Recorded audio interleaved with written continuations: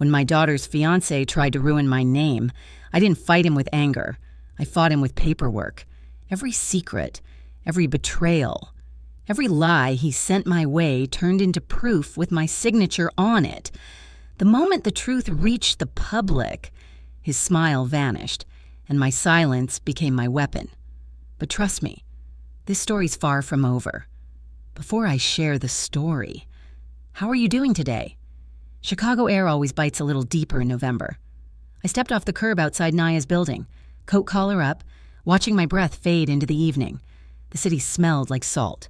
Roasted coffee and the promise of snow, I told myself. Be the adult in the room. Drew, take people as data, not emotion. My daughter met me in the foyer, all polished and proper. You know I brought Tums and a prayer, I teased, and she laughed, that polite, careful sound she uses when she's performing confidence. Her apartment glowed with scented candles and soft jazz. Expensive. Curated peace. But peace can be staged, like good lighting. I touched her shoulder and said, "Let's go meet the man who thinks he can make you happy." We walked 2 blocks to the bistro, our heels tapping different rhythms. Naya kept checking her phone, swiping up like her life depended on it. "Just work stuff," she murmured, eyes on the screen. I nodded but logged the lie. Frequency equals nerves. Window displays sparkled with leftover Halloween masks beside Christmas garlands. A little boy pressed his face to the glass, grinning through a rubber vampire grin. "Funny," I said. "Some folks never take their masks off." Naya forced a chuckle. The wind cut sharper near the lake, and she tucked her arm in mine. "Please, Mama, just be kind, us." I squeezed her hand. Kindness doesn't mean silence. Inside, warmth wrapped us like a trap. Corbin was already seated, flashing that showroom smile. He stood, nodded, but didn't pull my chair. Data point number 1. "Ma'am," he said, "you look spirited for the cold." Polite words, ugly music. I dress for weather, not approval. I replied and sat. Naya's laugh came a half-second too late. I ordered red snapper. Corbin suggested chicken. "Simpler," he said. I thanked him and stuck to my choice. Eye contact, steady. His broke first. Small wins count. The breadbasket came. And so did his moment. "At least you won't need a Halloween mask," he said, chuckling. "You're scary enough as is." The sound emptied the table of air. Even the waiter blinked and escaped. Naya's awkward laugh sliced me deeper than his words. My hands found the linen, steady as prayer. "Son," I said softly, "I've stood through house fires and funerals. A joke won't knock me down, but it tells me exactly who you are." His grin cracked. Small fissures of shame or fear. I couldn't tell. Naya stared at her water, stirring lemon seeds like they held answers. I took mental notes. His words, tone, time. Years of being doubted had trained me well. I decided there'd be no scene tonight. My dignity didn't need an audience. I didn't come this far to forget who raised me. I told myself. Corbin mumbled. "Just kidding, you know." I let silence correct him. Turning to Naya, I asked about her new client project. She clung to the topic like driftwood. His smirk died on the plate between us. Halfway to the restroom, I passed a tall mirror framed in brass. My reflection caught me. Mother's cheekbones, husband's calm. The girl I was before compromise became survival. The smell of citrus and smoke flashed memory. 1978, a party, a man telling me to look pretty and stay quiet. I straightened my scarf and whispered my grandmother's line, "Don't fight in the kitchen, own the house." I knew then this battle wouldn't be fought with shouting, but with proof. The mirror became my oath. Naya would inherit my spine, not my silence. When I returned, the check was waiting. Corbin signed it with that same showy flourish men use when they think money equals manners. I slipped cash to the server. "Thank you for your care tonight," I said. Naya reached for me, then hesitated, torn between love and the man beside her. I smiled the practiced Southern smile meant for storms. Some jokes, I thought, are just confessions with cheap makeup. As we left, something on the wall stopped me cold, a black and white photo labeled local donors. Luther Vassal, young and proud, smiling back at me from decades I thought were buried. The wind outside the bistro cut sharp against my face, slicing through the thin confidence I'd worn all evening. That photo on the wall, Luther Vassal smiling like a ghost who never learned to stay buried, played on repeat behind my eyes. Naya's hand brushed my sleeve. "You okay, Mom?" she asked softly. "I'm fine," I answered, the kind of fine older women use when the truth is too heavy to carry through the night. I wasn't angry. Not yet. Anger wastes detail, and detail is what wins later. I noted the time, the smell of garlic in the air, even the server's name, Derek, neat handwriting on the check. At my age, you don't chase ghosts. You invite them to your porch light and make them talk. My rideshare driver hummed gospel under his breath as the city lights blurred past. In the hotel room, I emptied my purse on the desk. Lipstick, mints, receipts, and a tiny notebook. I titled a page Bistro Incident verbatim and wrote down every word Corbin had said. Scary enough as is. I wrote it slowly, pressing each letter like I was carving evidence into stone. Then I added a second line. Donor wall, L, Vassal, black and white photo. The pen hovered, remembering the scent of citrus and cigarette smoke from a Louisiana night long ago. I texted Tamar, "Any boxes from Aunt Lenore's attic ever show up?" Then I whispered a small prayer for clarity and slept with one lamp on. Widows learn to leave a light burning, for safety, for memory, for ghosts that visit quietly. By morning, my phone chimed at 9:58. Tamar's voice came easy and teasing. "Girl, you up this early for a reason." I told her about Corbin's joke, about the photo, about the name that shouldn't have followed me north. She didn't gasp. Tamar never wastes energy on surprise. "I still got that shipment from Lenore's attic," she said. "Didn't bring it 'cause you were traveling. Meet me at South Shore Storage," I said. 10:45. "Bring coffee." She laughed. "You're the only woman I know who preps a stakeout with caffeine." I slid my mother's old brooch into my coat pocket. "No dramatics, no hunches," I reminded her. "Just eyes and dates." The storage unit smelled like cedar and old air. The corridor lights flickered awake as we walked. Tamar's gloved hands lifted box after box labeled Lenore. Photos, receipts, letters. One sat unmarked, tied with cotton twine, edges softened by years. "That one, I said. My pulse ticked loud in my ears. We set a blanket on the floor, sorted piles, scan, ask later. I turned on my phone camera. "Every story needs a witness," I murmured, in the folder labeled Correspondence. A thick envelope waited. Postmarked 1978, Baton Rouge. The sender, L. Vassal. My hands trembled once before I steadied them. The letter began. "Drew, they're moving fast. Meet me after sundown." The second sheet was a courthouse form, a marriage intent certificate. Stamped and signed, I stared at the date. The same night I remembered citrus and smoke. My throat tightened. But I stayed upright. "I'm not breaking," I said aloud. "I'm remembering." Tamar nodded. Quiet as church. We slipped the pages into sleeves. Inside the twine box sat a small cedar case. Faint scent of orange blossoms. 2 photos, me and Luther, half smiling, hands linked, another of our fingers close together, his ring catching the light, a matchbook from a Baton Rouge hotel, initials L. Thavir scrawled inside, left-handed. I brushed the dried flower. "Evidence isn't revenge, I whispered. It's clarity." We logged every item, time-stamped, photographed, sealed. Tamar handed me her coffee. "What now?" she asked. I smiled faintly. "Now we file, not fight." I drafted emails to an archive clerk and a judge whose name trembled on the page, Warren Blythe. "If pushed," I said, "we don't argue, we produce paper." When we closed the unit, Tamar hugged me, long and warm. In the car, my phone buzzed. "Mom, can we talk? Corbin says you took last night too seriously." I looked at the message, then at the cedar box on my lap. "Some laughs," I whispered, "are alarms." I pinned the brooch to my coat, armor for the next storm, and pressed call. The line opened with Corbin's laugh echoing in the background. When I answered Naya's call, the first thing I heard wasn't her voice, it was his laugh. The same low, cutting sound from the bistro.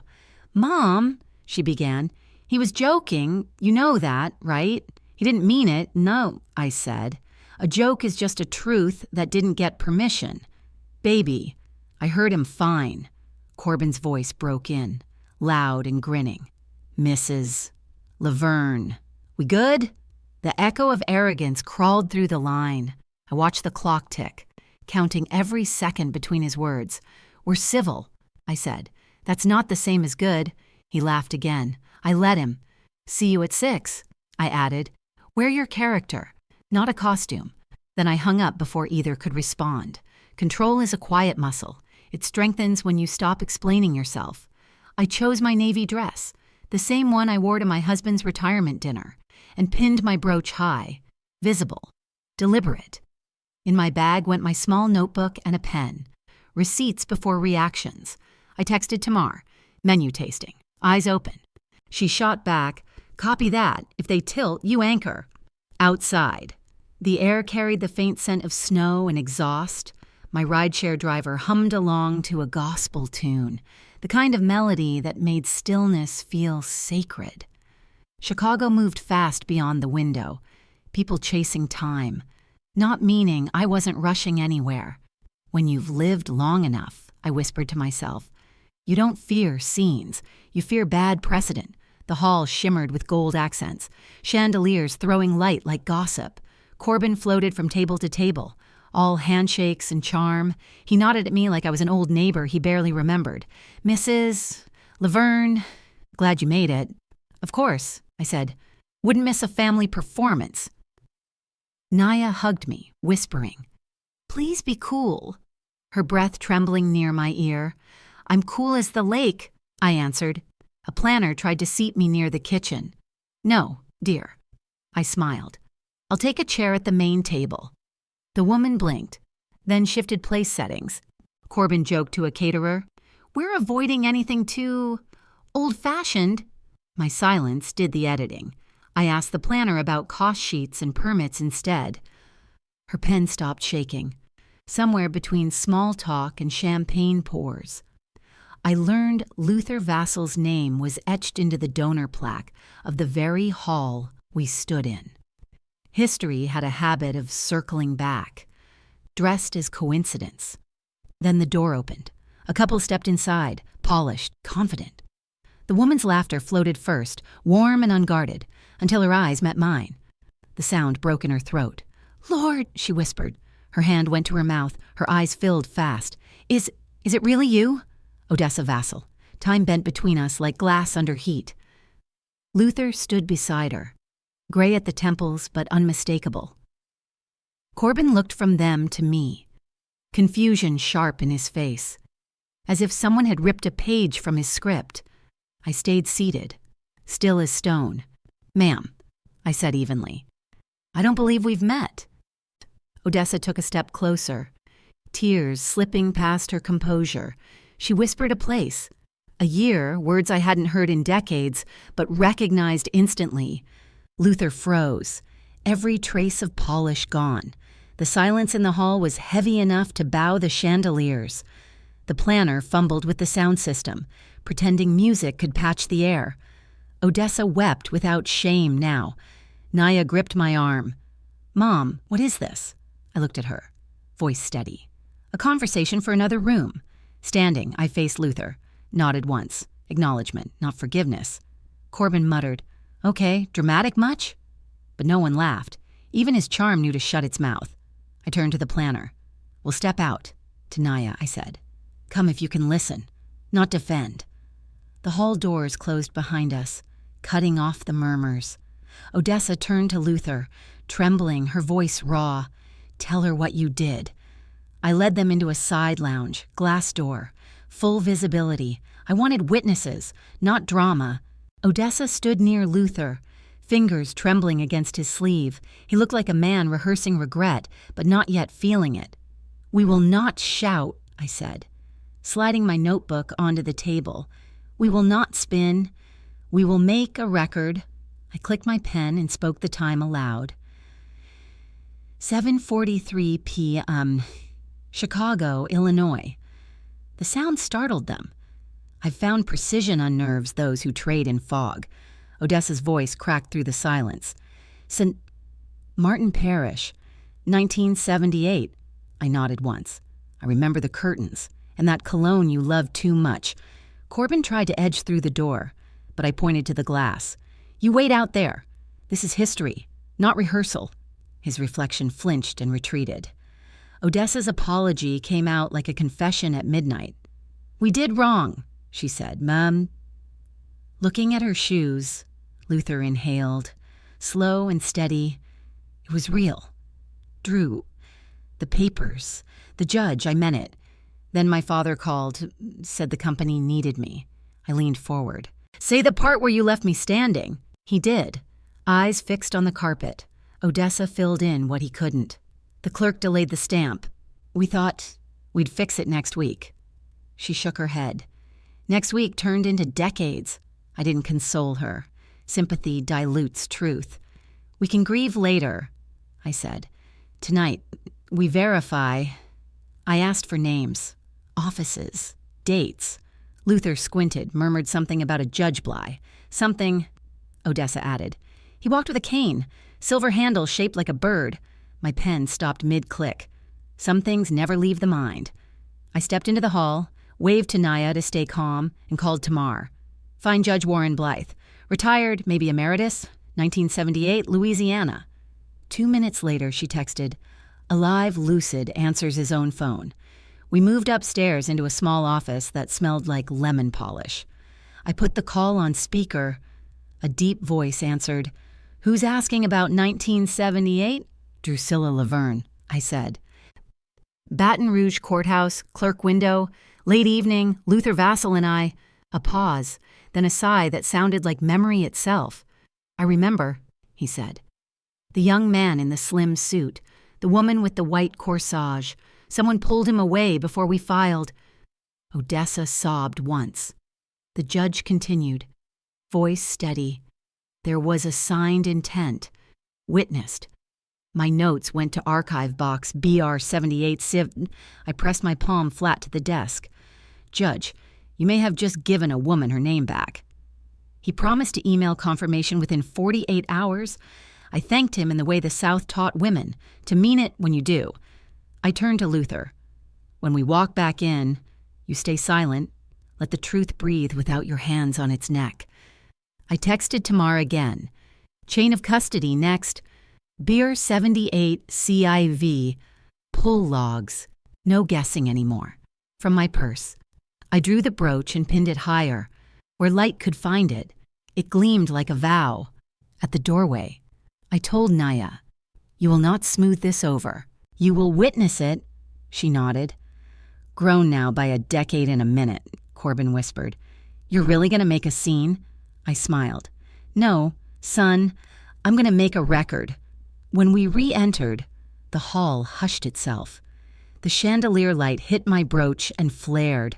I took my seat at the main table, the one I'd earned. Please note tonight's minutes, I said to the planner. There will be no jokes about faces or age at this family's table ever again. Corbin's grin faltered. The air tilted toward respect. I raised my glass.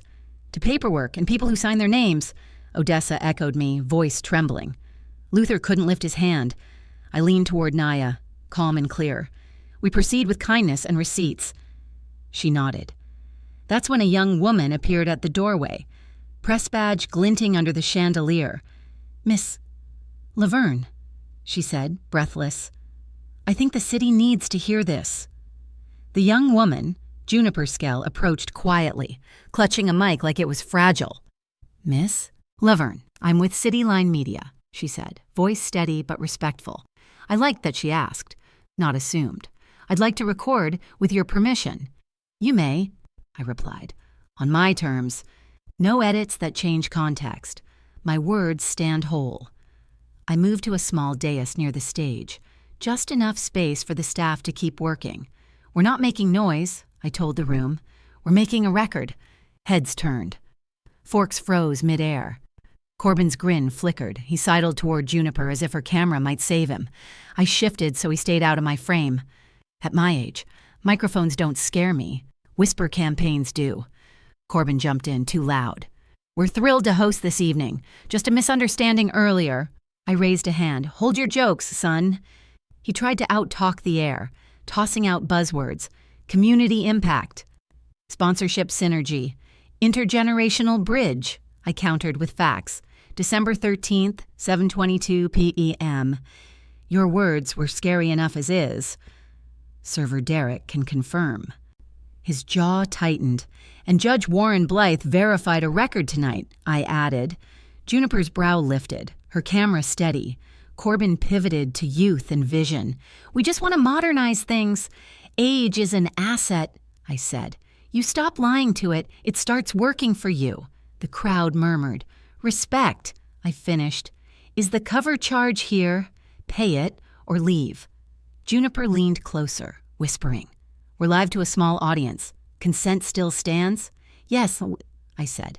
Keep my words whole. I faced the camera. In 1978, interference interrupted a lawful intent. Tonight, insults tried to rewrite it again. History is repeating, but not uncontested. Odessa stood beside me, quiet and solid. No theatrics, just presence. On my other side. Naya's hands shook slightly, but she stood taller.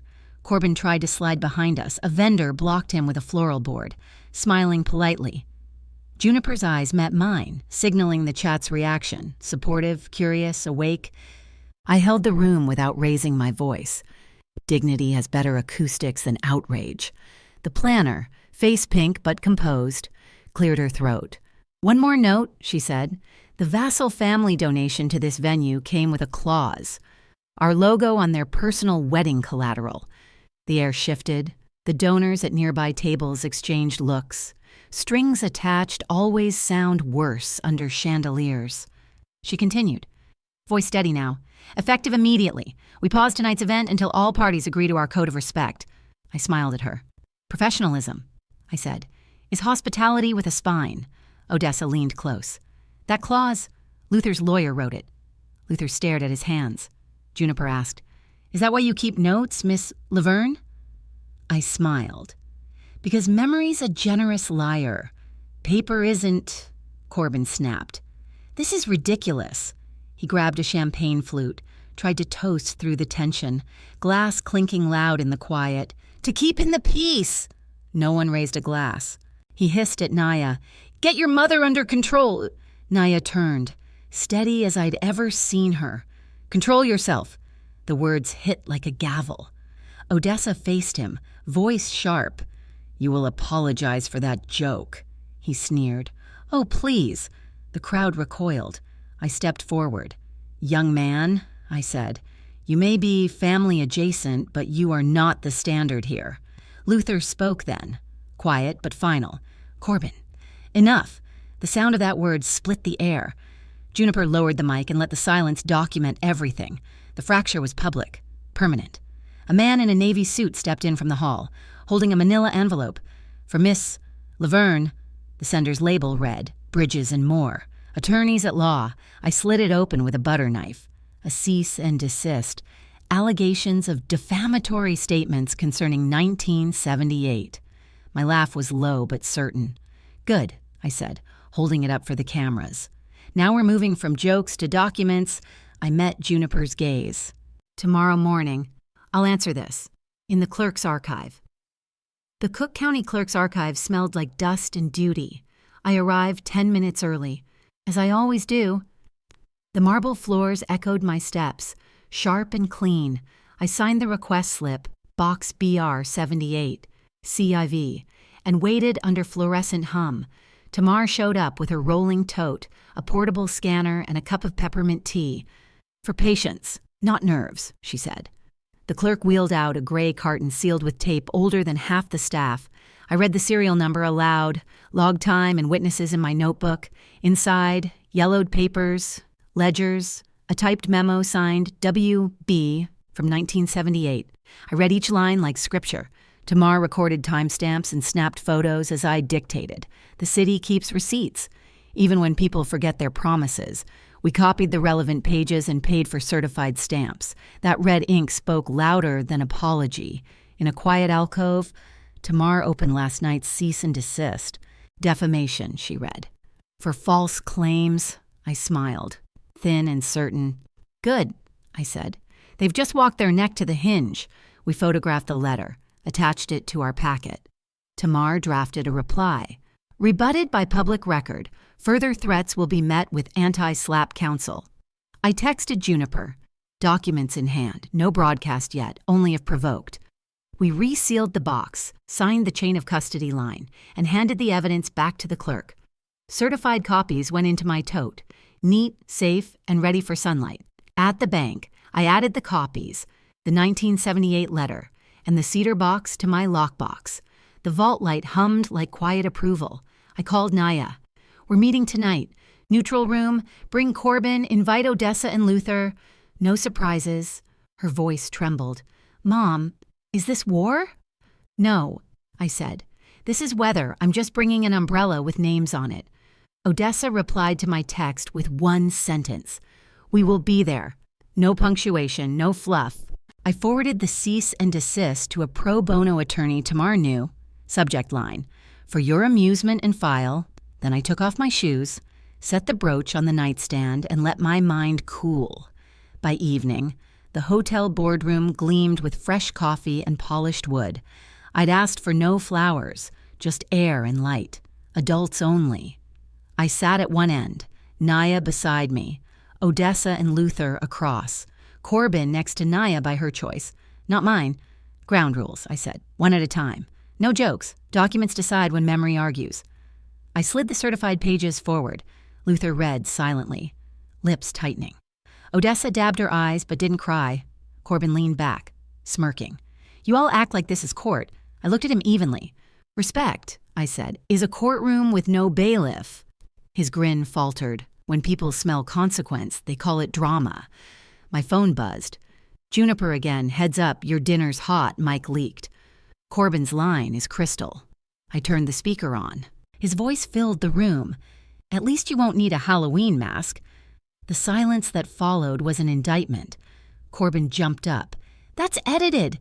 The door opened just then. A notary entered, holding an envelope. Delivery for Miss Laverne. Judge Warren Blythe's affidavit signed and sealed. I read aloud. He had witnessed the marriage intent in 1978, confirmed the interruption by family counsel. Odessa's breath caught. Luther bowed his head, whispering, I'm sorry. The paper didn't need my anger. It had its own. I faced Corbin.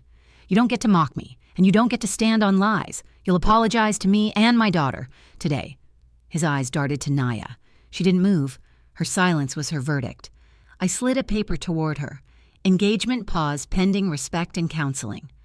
My handwriting clear. My patience finished. To Luther and Odessa, I said, you decide what repair means. My door isn't revolving. Oh.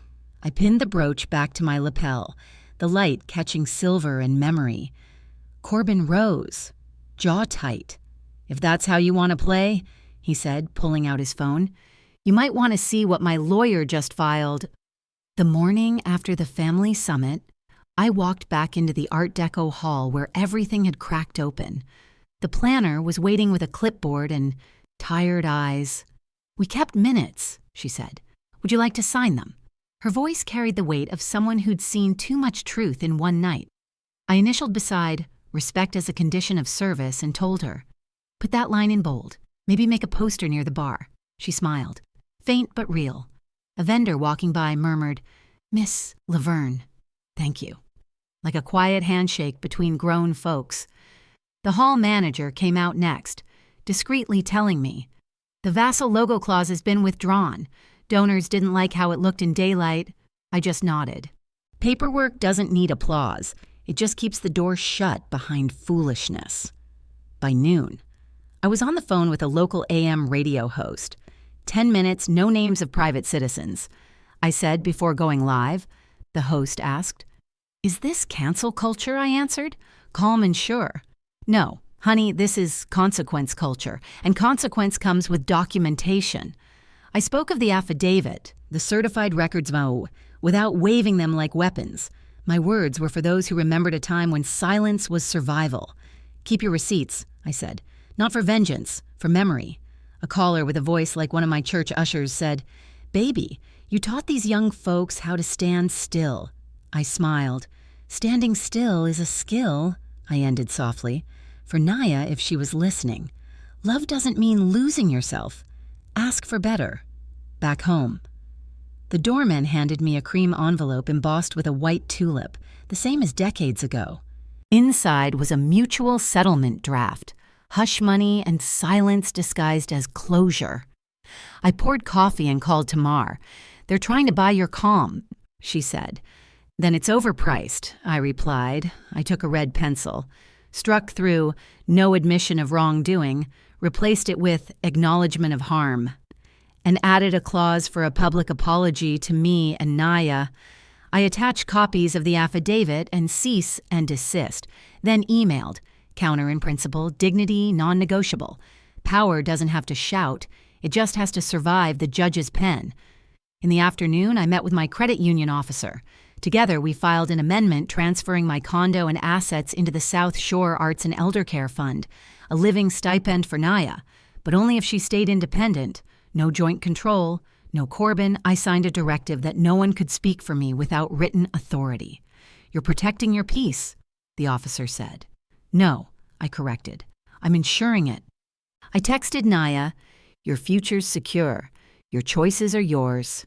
My house isn't community property leaving the bank." I felt the rare quiet that comes when the paper finally matches your resolve. By evening, I sat in the Vassal Foundation's glass conference room. Odessa greeted me with chamomile tea. I asked for water. "I'll keep my edge. Thank you." Luther slid a typed apology across the table. "I regret if I caused harm," he began. I circled "if." "That word's a fence you can hide behind," I said. "Take it out." He nodded. Odessa suggested a scholarship in my mother's name for older Black students returning to school.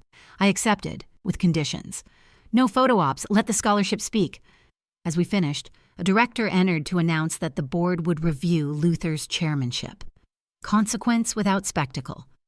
Night fell over the lakefront when Naya met me by the promenade. The wind cut sharp, but she came alone. "Mom," she said, "I watched everything." I kept trying to defend him, and I ran out of reasons. I let the silence work. She finally said she was pausing the engagement, starting counseling, and demanding Corbin's written apology as proof of change. "Love's not a group project," I told her. "If he won't do his homework, he can't share your grade." She laughed, half tears, half relief. We sat with the skyline shimmering over cold water. Elder love isn't loud. It's just weathering side by side. That night, back home, I set the white tulip envelope beside my brooch. Symbols of what they tried and how I stood. My phone buzzed. Juniper's link to the hall's new policy and 3 vendor blogs praising the no humiliation rule. Then another ping. Corbin's lawyer withdrawing the cease and desist, the loud door finally closing. I brewed peppermint tea, wrote one line in my notebook. Weather changed. Just as the steam rose, the phone buzzed again, Corbin's name, unfiltered. "If you're gonna make me apologize," he said, voice shaking, "you should hear what I found first." I stared at the screen, then pressed answer. Corbin's voice cracked through the phone before I'd even said hello. "I've got proof. Drew, emails that make you look petty." He still thought power lived in volume. I didn't bother sighing. "You talk, I record." I told him, pressing the button on my voice app. He hesitated, then forwarded a thread between him, the hall planner and a foundation admin. I opened it in silence. Each timestamp sang its own confession. The logo clause, the pressure, the phrasing, all traced to his account. I said, "Son, you just sent me your confession. You're taking it out of context," he stammered. "Context is for sermons," I replied. "Emails are for records." I forwarded the chain to Tamar and Juniper. Subject line, "For public interest if required." Then I texted Naya, "I have the truth. Your choice stays yours." The kettle clicked off like a period at the end of a prayer. By late morning, I sat in a folding chair at the community center. The room smelled like floor wax and winter coats. The hall planner stood at the podium, reading the new no humiliation policy, aloud. Simple, clear, and long overdue. Juniper moderated, steady as a metronome. When she offered me the mic, I said, "This isn't about canceling people. It's about canceling contempt." A ripple of nods swept the room. Odessa followed, announcing the scholarship in my mother's name. "For elder learners," she said, voice shaking. "No cameras, just a clipboard for sign-ups." Then Luther walked up, holding a paper I'd edited. "I caused harm," he read. No excuses, no ifs. The crowd stayed quiet, the kind of silence that heals. Corbin arrived late, looking like a man bracing for weather. He tried to spin, saying, "This was miscommunication." Juniper interrupted, asking if she could share a slide. I nodded. The projector lit up his emails. Gasps spread. He muttered fake, but the planner confirmed every header. I just said, "We don't do that to community halls or to each other." That afternoon, I sat at a small table in the clerk's office. The deputy clerk flipped through documents, stamping one after another.